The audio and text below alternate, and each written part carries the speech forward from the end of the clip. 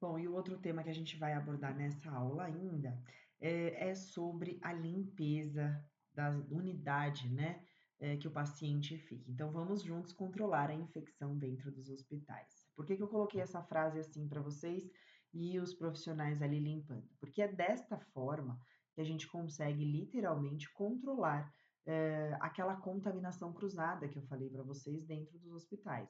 Então, um hospital aparentemente sujo, com muito material orgânico, que é sangue ou secreção, do paciente no ambiente, proporciona um maior número de infecções. Então, nós somos responsáveis por fazer esta limpeza da área do paciente. E aqui a gente precisa deixar tudo bem claro para vocês. Quem faz a limpeza dos mobiliários, mesa, do paciente, a mesinha de cabeceira que eu vou mostrar para vocês no laboratório, o suporte de soro que eu também vou mostrar, o hamper, eh, a cadeira ou a poltrona em que o paciente se senta, é de responsabilidade de higienização da enfermagem. Se de repente tiver alguma equipe especializada para fazer essa limpeza, essa equipe vai tomar a rédea da situação, mas em geral, quem fica responsável por fazer a limpeza da unidade, destes mobiliários que eu falei para vocês, é a enfermagem, tá bom? Então vamos lá. Bem, tem uma diferença, de 2 tipos de limpeza que eu preciso que vocês gravem este nome, então não tem outra opção, precisa gravar o nome. Uma delas chama-se limpeza concorrente e a outra é a limpeza terminal. A limpeza concorrente, eu deixei escrito aí para vocês, ó, é a limpeza realizada em todo o mobiliário do paciente diariamente. Então, todos os dias tem que rolar uma limpeza concorrente? Sim, em geral, nós fazemos isso quando a gente recebe plantão. Eh, Tem sempre uma rotina no hospital, então, vocês vão perceber que é mais ou menos assim: olha, quarto um, 2, 3, quem limpa é o plantão da manhã. Quarto 3, 5, 6, 7 é o pessoal da tarde. 8, 9, 10, pessoal da noite. Então, em geral, as atribuições são divididas para não ficar sobrecarregado para nenhum plantão, mas nós temos que fazer essa limpeza uma vez ao dia, tá bom? A limpeza terminal, ela é realizada em todo o mobiliário do paciente, no chão, nas paredes e no teto, e em situações que são específicas. Então, não é todos os dias que nós fazemos a limpeza concorrente. Ela vai acontecer somente nessas situações específicas aí, ó, em óbitos, em alta, em transferência de leito, ou se o paciente for permanecer no mesmo leito a cada 7 dias. Então, de novo, diariamente nós fazemos a limpeza concorrente. A cada 7 dias, se o paciente for permanecer no leito, nós faremos a limpeza terminal. Ou ainda, se o paciente for a óbito, se ele tiver alta para casa, ou se ele for fazer transferência de setor ou de leito, nós também precisamos realizar a limpeza terminal, tá bom? Como que é feita a limpeza? Eu deixei aqui a imagem para vocês de um quarto ou de uma enfermaria. Então, todo esse mobiliário que vocês estão vendo aqui, ó, a cama, suporte de soro, a cadeira, a mesa de cabeceira e a escadinha, terão que ser higienizados na limpeza concorrente e na limpeza terminal também. A diferença é que na limpeza terminal, o pessoal da higiene, e aí não somos nós, farão a limpeza da parede, das paredes e do chão também. Então, na limpeza concorrente, eles não precisam limpar paredes e chão. Na limpeza terminal, eles são obrigados a limpar paredes e chão, tá bom? Então, a gente vai fazer, nós, enfermagem, faremos a limpeza do mobiliário e o pessoal da higiene vai fazer paredes, chão, portas, janelas, se for o caso de ter, tá bom? Se for uma enfermaria, a mesma coisa, ó, nós temos aqui a cama, nós temos a mesinha de cabeceira, tem o suporte de soro aqui, o que às vezes não tem em enfermaria porque não cabe é a cadeira, a poltrona ou a cadeira do acompanhante, tá? Mas os mobiliários são os mesmos e nós procedemos à limpeza da mesma maneira. Então, limpeza concorrente todos os dias, limpeza terminal uma vez a cada 7 dias ou em altas, transferências ou óbitos. Tudo bem? Bom, vamos lá. Como que a gente faz essa limpeza então? Vai higienizar as mãos, vai calçar luvas de procedimento.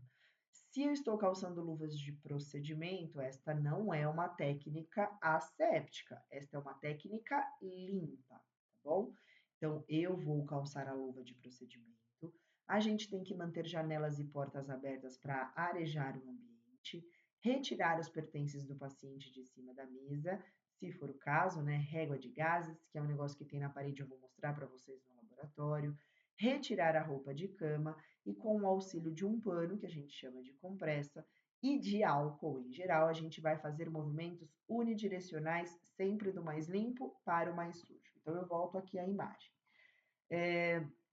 Vamos pensar que o que tem contato com o paciente, aquilo que fica em contato, em maior tempo de contato com o paciente, estará mais contaminado. Então, se eu tenho que começar do menos contaminado para o mais contaminado, eu vou começar pelos mobiliários que têm menos contato com o paciente.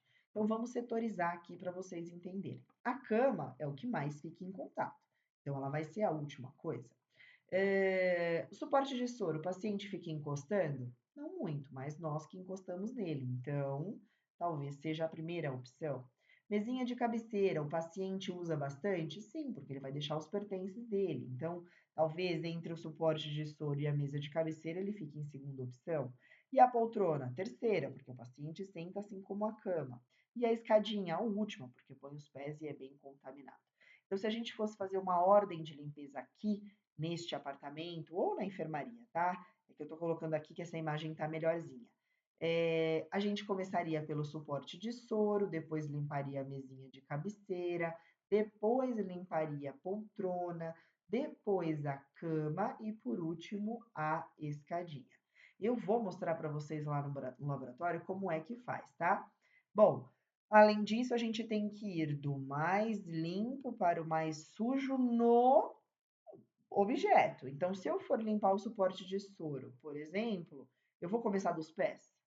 Não. Então, a gente começa aqui do topo e vai para os pés. Mesa de cabeceira, mesma coisa. Eu vou começar aqui por baixo? Não, eu começo da parte superior para a parte inferior. Cadeira, mesma coisa. A gente começa da parte superior para a parte inferior. E a cama é a mesma coisa. A gente vai começar aqui da parte superior para a parte inferior e em direção ao chão depois, as grades e depois os pezinhos, se for o caso, tá bom? Quando eu chamo de movimento unidirecional, eu estou dizendo que a gente não pode ficar esfregando. Então, eu acho que dá para vocês verem aí na tela. Eu não posso ficar assim, ó, limpando, porque isso faz com que a gente espalhe a sujeira. Então, o movimento unidirecional significa que eu vou, em um movimento único, passar o pano. Isso faz com que a gente direcione para um lado só toda a sujeira. Então, eu vou mostrar para vocês no laboratório que a limpeza desse, todos esses mobiliários que vocês estão vendo tem que ser em sentido unidirecional. Eu passo, retiro e volto do início. Eu passo, retiro e volto do início. E vou fazendo esse movimento até contemplar toda a higiene do que eu estou fazendo, tá bom? Deve-se limpar todas as faces do equipamento, então a gente não pode esquecer que pezinho faz parte das coisas, tá? Eu vou mostrar para vocês no laboratório. E a gente vai repetir em todos os mobiliários. Aí você tá olhando lá para a mesinha de cabeceira do paciente e fala assim: ah, mas não tá sujo. Mas mesmo que não esteja com sujidade visível, aquele ambiente está contaminado, aquele móvel está contaminado. A gente só tem que lembrar do que vocês estudaram lá em anatomia. Será que a gente enxerga um micro-organismo? Não. Então, já que a gente não enxerga, não é porque eu não estou vendo que ele não está lá. Então, mesmo em mobiliários que estejam visivelmente limpos, a limpeza concorrente tem que ser realizada, tá bom? E atenção, até mesmo as rodinhas dos mobiliários, elas devem ser higienizadas. A gente esquece que a rodinha faz parte do equipamento. Por quê? Porque dá trabalho, gente. Vocês vão ver no laboratório que abaixar para limpar a rodinha não é uma coisa simples, dá trabalho. bom? Aqui eu deixei uma professora aí da internet, tá? Eu não a conheço, mas é uma simulação de como faz. Vocês estão vendo que ela está começando aqui pela cabeceira e ela arrasta a mão dela até o final do colchão e vai fazendo isso em movimentos unidirecionais, tá bom?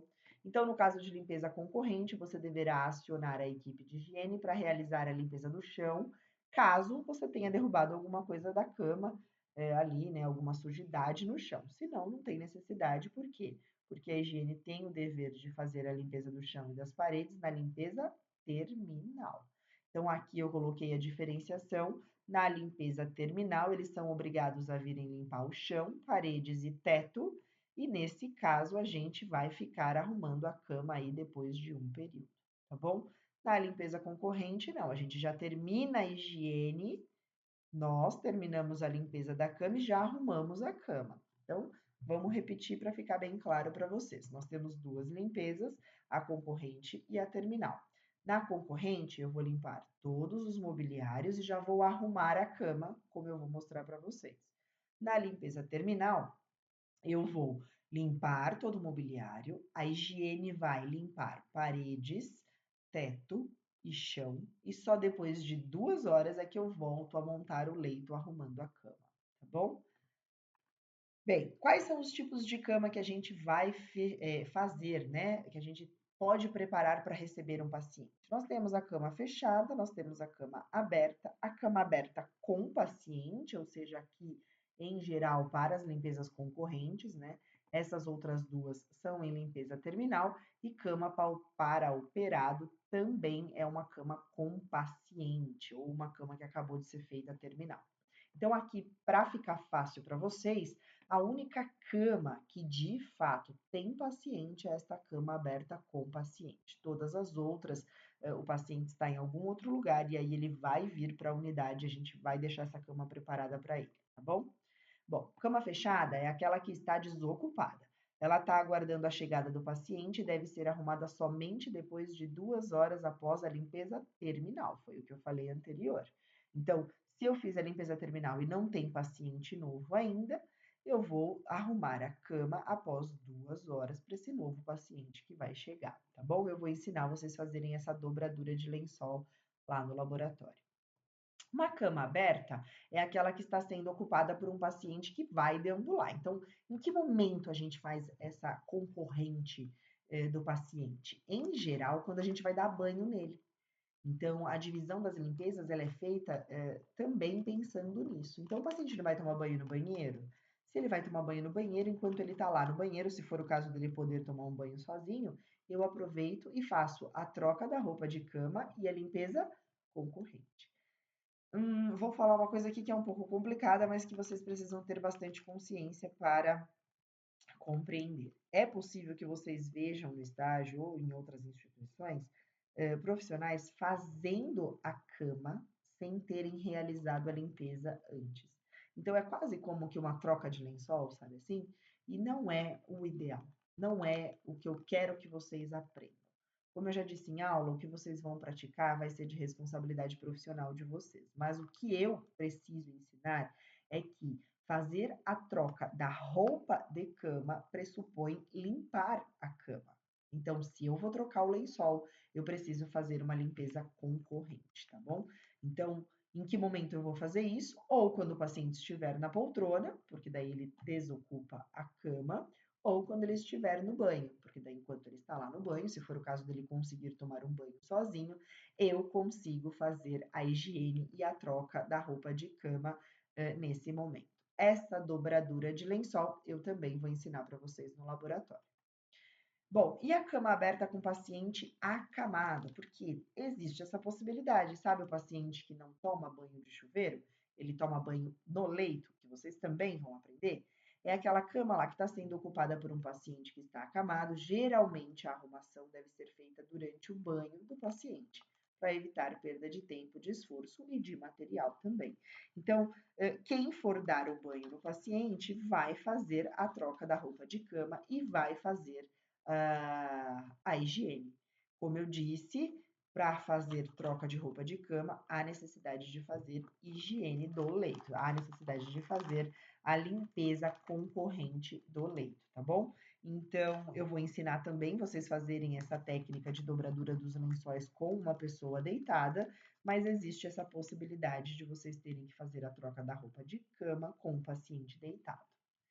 Se for uma cama para operado, ela tem essa dobradura aí diferente, e é aquela tipo de cama que está para receber um paciente que vai vir do centro cirúrgico. Ela tem algumas coisas em específico, porque um paciente que vem do centro cirúrgico, ele tem ainda uma condição de estar se recuperando de uma condição de anestesia e de cirurgia.